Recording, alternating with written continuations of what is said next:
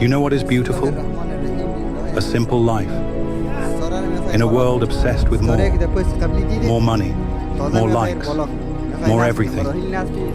It's easy to forget the beauty of less. A simple life doesn't mean settling.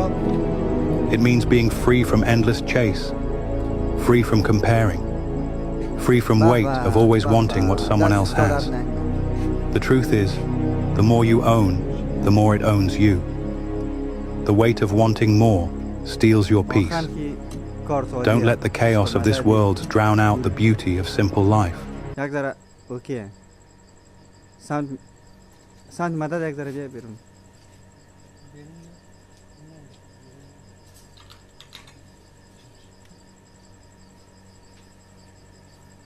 Okay?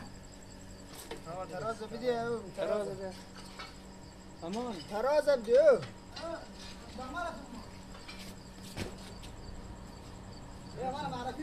تراز مو تراز میری چلیگی بابا چه تراز میری یا نمیری توی رفت پس تراز اوستا خیلی بد اخلاقه من دیگه کش تو نه دپاست مدا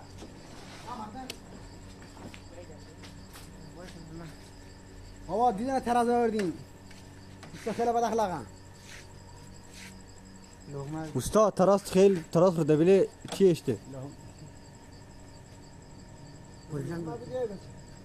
لقمه بدی اوستا رو لقمه بدی بچه مدد بر بالا این ورزشی هم هستن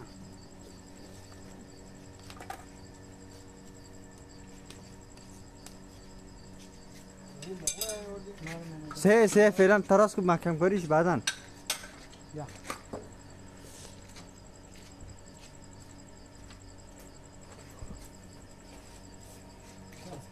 یعنی ما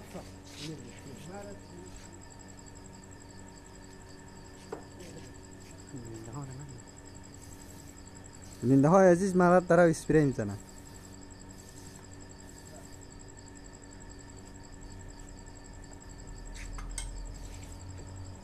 استا مدد چند وقت میشه این کار انجام میده چند روز میشه بچه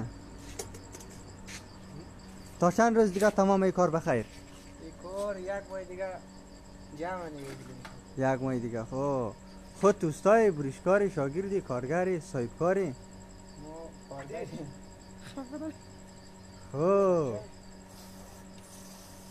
چند وقت میشه تو نما کار می‌کنی بچه ما